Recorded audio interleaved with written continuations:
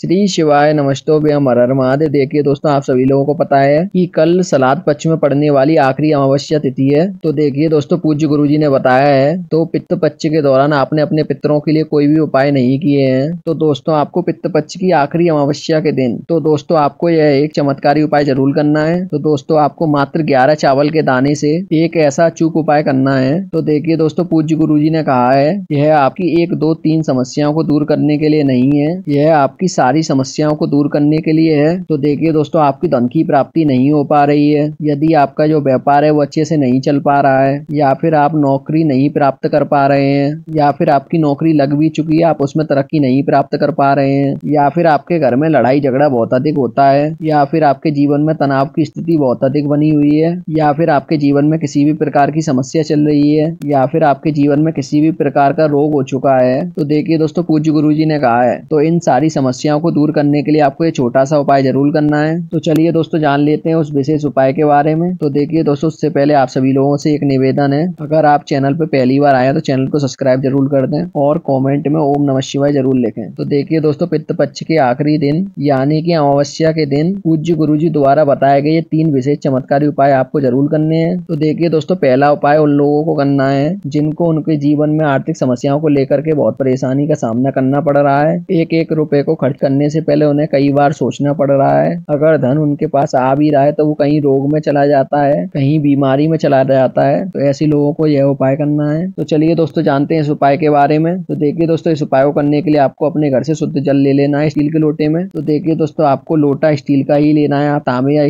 पीतल का प्रयोग नहीं कर सकते हैं। फिर दोस्तों, आपको इस पात्र के अंदर 1 से 2 चम्मच कच्चा दूध मिला देना है। फिर दोस्तों, आपको इसी के साथ में लेना है 11 चावल के दाने। तो देखिए दोस्तों, जो आप 11 चावल के दाने लेंगे वो कहीं से टूटे हुए या खंडित नहीं होने चाहिए। तो देखिए दोस्तों, इन सभी सामग्री को लेकर के आपको पहुंच जाना है भगवान शिव जी के मंदिर में। तो देखिए दोस्तों, पूज्य गुरुजी ने बताया है यह उपाय आप सुबह भी कर सकते हैं और शाम के समय भी कर सकते हैं। तो देखिए दोस्तों, पूज्य गुरुजी ने बताया है यह जो उपाय है धन प्राप्ति के लिए है। तो दोस्तों, इसके बाद जो आपको उपाय बताया जाएगा वो आपके जीवन की सारी समस्याओं को दूर करने के लिए होगा। तो देखिए दोस्तों, पूज्य गुरुजी ने उस उपाय के लिए इतना तक कह दिया है, तो उस उपाय को करने के बाद आपके जीवन में कोई भी ऐसी समस्या नहीं होगी जिसे महादेव जी की कृपा के से दूर न किया जा सके। इसीलिए दोस्तों, आपको ये दूसरा उपाय करने से तो बिल्कुल भी नहीं चूकना है। चलिए दोस्तों, सबसे पहले इस उपाय के बारे में हम जान लेते हैं। तो देखिए दोस्तों, आपको सबसे पहले इन दोनों सामग्री को लेकर के भगवान शिव जी के मंदिर में पहुंच जाना है। तो देखिए दोस्तों, आपके पास सबसे पहले 11 चावल के दाने आपको उसी पात्र के अंदर एक एक करके डालते जाना है। आपको प्रत्येक बार श्री शिवाय नमस्तुभ्यं मंत्र का जाप करते रहना है, यानी कि आपको 11 बार इस मंत्र का जाप करते हुए एक एक चावल का दाना उस पात्र के अंदर डाल देना है। तो देखिए दोस्तों, आपके पास जो जल का पात्र है वो आपको भगवान शिव जी की शिवलिंग पर धीरे धीरे समर्पित करते जाना और आपको श्री शिवाय नमस्तुभ्यं इस मंत्र का लगातार जाप करते रहना है। तो देखिए दोस्तों, जैसे ही आप जल समर्पित करेंगे, समर्पित करने के बाद जैसे ही जलाधारी से बहकर आएगा, आपको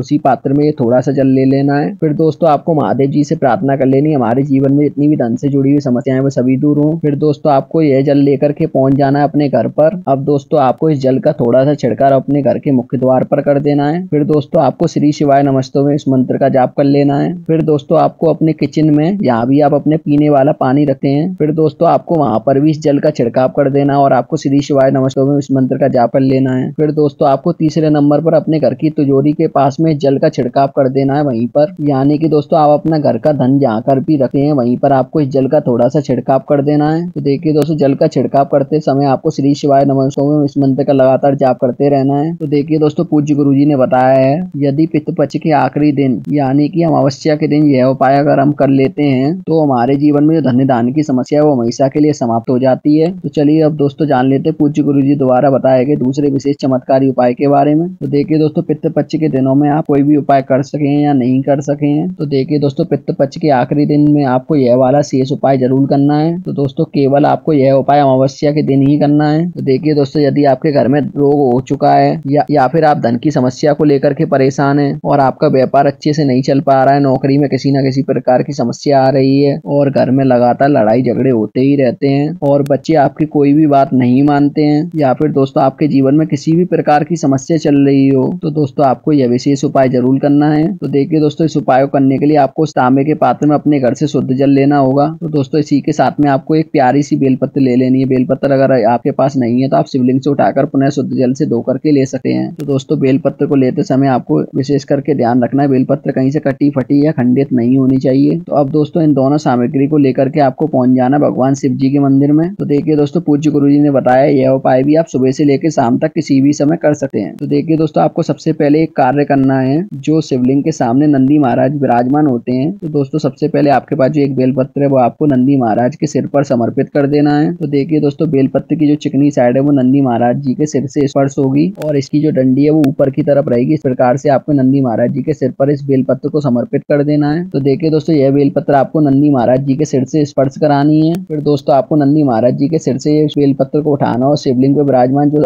माता अशोक सुंदरी वाला स्थान होता है वहां पर आपको इस बेलपत्र को स्पर्श करा देना है। तो देखिए दोस्तों माता अशोक सुंदरी वाले स्थान पर आपको इस प्रकार से बेलपत्र को स्पर्श कराना है। तो इसकी जो डंडी है वो जलाधारी की तरफ रहेगी, जो चिकनी साइड है वो माता अशोक सुंदरी से स्पर्श रहेगी। फिर दोस्तों आपको ये तीसरी जगह जो शिवलिंग के ऊपर जलाधारी होती है, जहाँ से शिवलिंग के ऊपर एक एक बूंद गिरती है, फिर दोस्तों आपको वहां पर इस बेलपत्र को स्पर्श करवा देना है। तो देखिए दोस्तों यदि आपके यहाँ पर शिवलिंग के ऊपर जलाधारी नहीं है, यानी कि मटकी नहीं है, तो आप सीधे इस बेलपत्र को शिवलिंग के ऊपर समर्पित कर सकते हैं। तो देखिए दोस्तों अंत में जब भी आप शिवलिंग पर इस बेलपत्र को अर्पित करेंगे तो दोस्तों इसकी जो चिकनी साइड होगी वो शिवलिंग से स्पर्श होगी और जो इसकी डंडी है वो आपको जलाधारी की तरफ रखनी है। इस प्रकार से आपको अंत में ये शिवलिंग के ऊपर समर्पित कर देनी है। तो देखिए दोस्तों अंत में इस बेलपत्र को रखते समय आप जिस भी समस्या के लिए यह वाला उपाय कर रहे हैं, फिर दोस्तों आपको इस समस्या को दूर करने के लिए आपको अद्भुतेश्वर महादेव जी से प्रार्थना कर लेनी है। फिर दोस्तों आप जो एक जल का पात्र लेकर के गए थे, आपको वो भगवान शिव जी की शिवलिंग पर धीरे धीरे समर्पित कर देना है। और दोस्तों जल को समर्पित करते समय आपको श्री शिवाय नमस्ते इस मंत्र का लगातार जाप करते रहना है और आपको अद्भुतेश्वर महादेव जी का मन में स्मरण करते रहना है। तो देखिए दोस्तों अब जो जल जलाधारी से बहता हुआ आएगा तो आपको उसी पात्र के अंदर इस जल को ले लेना है। फिर दोस्तों आपको इस जल को सीधे लेकर के पहुंच जाना है अपने घर पर। फिर दोस्तों आपके घर में यहाँ भी पीने वाला पानी रखा हुआ है, यहाँ भी आपके घर में मटके लगे हुए हैं या फिर आरओ लगा हुआ है। फिर दोस्तों आपको उसमें ये जल मिला देना है। फिर दोस्तों आपके घर के प्रत्येक व्यक्ति को इस जल का आचमन करना है। देखिए दोस्तों यदि आपके घर के बच्चे आपकी बात नहीं मानने तो आपको उनका ये आचमन करवा देना है। यदि आपकी नौकरी में तरक्की नहीं हो पा रही है तो आपको इस जल का आचमन करना है। या फिर जिनके घर में लड़ाई झगड़े हो रही है, वो घर में बहुत अधिक कलेश रहता है या फिर किसी भी प्रकार की समस्या है, तो आपको पूरे घर को इस जल का आचमन कर लेना है। तो दोस्तों जल का आचमन करने के बाद आपको महादेव जी से प्रार्थना कर लेनी है। तो देखिए दोस्तों पूज्य गुरु जी ने कहा है इन पितृ पक्ष के आखिरी यानी कि अमावस्या के दिन अगर हम ये उपाय कर लेते हैं तो फिर हमारे जीवन के सारे संकट, सारे कष्ट अवधूतेश्वर महादेव जी की कृपा से दूर होने लगते हैं। तो दोस्तों आपको यह उपाय इस अमावस्या के दिन करने से चूकना नहीं है। तो चलिए अब दोस्तों जान लेते तीसरे यानी कि अंतिम उपाय के बारे में। तो देखिए दोस्तों यह उपाय आपको मात्र अमावस्या के दिन ही करना है। देखिए दोस्तों आप सभी लोगों को पता है अमावस्या के दिन भगवान भोलेनाथ को समर्पित होता है और इलायची के द्वारा किया गया उपाय महादेव जी को बहुत अधिक जल्दी प्रसन्न करता है। तो देखिए दोस्तों इस उपाय को करने के लिए आपको 2 मात्र हरी इलायची लेनी है और साथ में आपको थोड़ा सा शहद लेना है। तो देखिए दोस्तों शहद मात्र आपको 1 चम्मच ही लेना है। तो देखिए दोस्तों जिस 2 हरी इलायची और 1 चम्मच शहद को लेकर के आपको पहुंच जाना है भगवान शिव जी के मंदिर में। देखिए दोस्तों पूज्य गुरु जी ने बताया यह उपाय आप सुबह से लेकर शाम तक किसी भी समय कर सकते हैं इस अमावस्या की तिथि पर। देखिए दोस्तों आपके पास जो 2 हरी इलायची आपको भगवान शिव जी की शिवलिंग पर समर्पित कर देना है श्री शिवाय नमस्ते इस मंत्र का जाप करते हुए। फिर दोस्तों आप जो 1 चम्मच शहद लेकर के आए थे वो आपको इन हरी इलायचियों के ऊपर समर्पित कर देना है। फिर दोस्तों आपको श्री शिवाय नमस्ते इस मंत्र का जाप कर लेना है। फिर दोस्तों आपके जीवन में कोई भी धन से जुड़ी हुई समस्या चल रही है उनके लिए आपको महादेव जी से प्रार्थना कर लेनी है। देखिए दोस्तों पूज्य गुरु जी ने कहा इलायची के माध्यम से भोलेनाथ हमसे बहुत ही जल्दी प्रसन्न होते हैं और हमारे जीवन में धन दान की समस्या उसे बहुत ही शीघ्रता से दूर करते हैं। तो देखिए दोस्तों आज की इस वीडियो में पितृ पक्ष के आखिरी दिन किए जाने वाले हमने 3 विशेष चमत्कारी उपाय बताए हैं। तो दोस्तों आपको जो भी उपाय उचित और सरल लगता है आप वो उपाय कर सकते हैं। और दोस्तों उपाय से जुड़ा हुआ अगर आपको कोई भी सवाल रहता है तो आप कमेंट में पूछ लें। श्री शिवाय नमस्ते हर हर महादेव।